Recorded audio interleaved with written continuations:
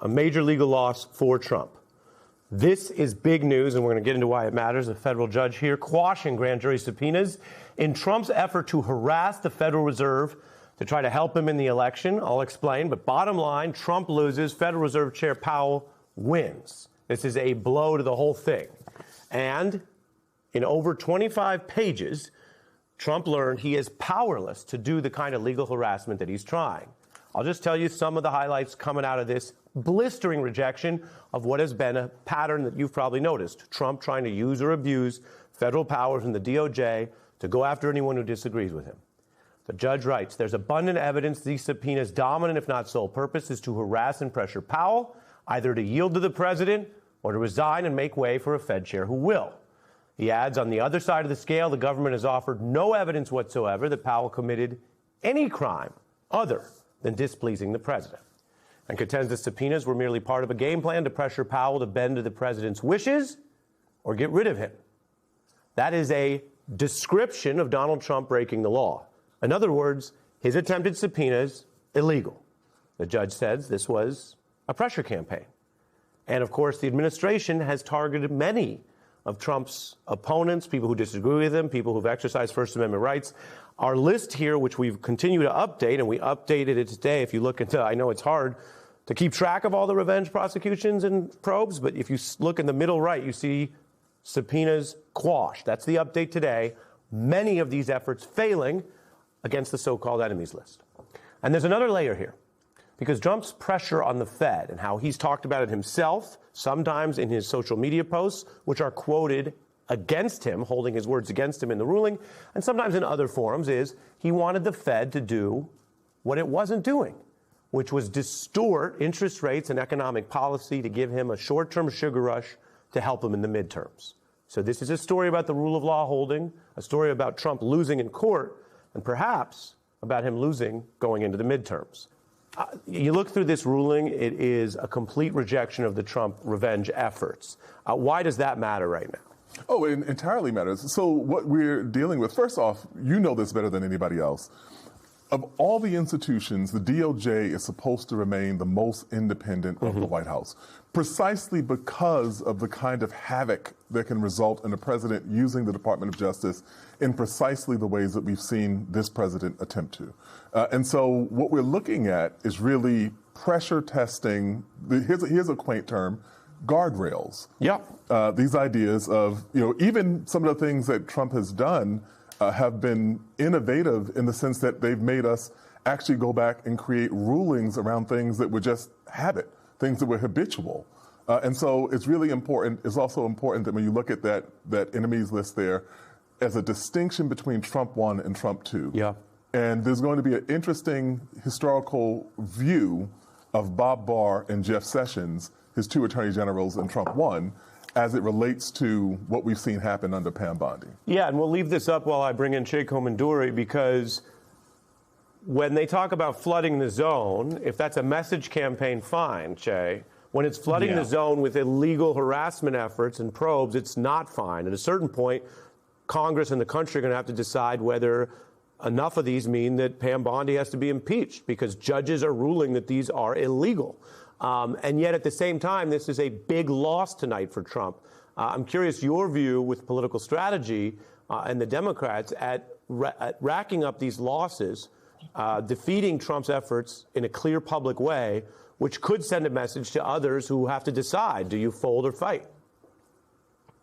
Yeah, I think that there's no question. There's a line in the movie Roadhouse where Patrick Swayze says, we're going to ask people who are disruptive to leave nicely. We'll talk to them nicely. We'll be very nice until it's time no longer to be nice. And I think for a lot of Democrats, now is the time no longer to be nice. I think we tried with Joe Biden to turn the other cheek, to look past some of Trump's excesses, some of the excesses of his cronies. It clearly did not work. I think you're going to see an increased drumbeat on the idea that we do need to hold people accountable, people in the DOJ, people like Jeanine Pirro, people like Pam Bondi. Yeah. And I don't want to do deep interest rate talk on a Friday, Che. It's been a week. Right. I think we can all agree, save it.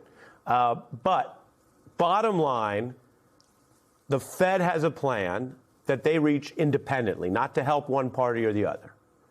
And Trump committed great public effort and risk at trying to harass them to change that plan to help him in the midterms. I've never seen, and I'll just share this to nerd out with everyone, a judicial ruling that starts out, quote, Jerome, too late, Powell's done it again. He's, quote, too late, and in all caps, too angry, too stupid, and too political to have the job of Fed chair.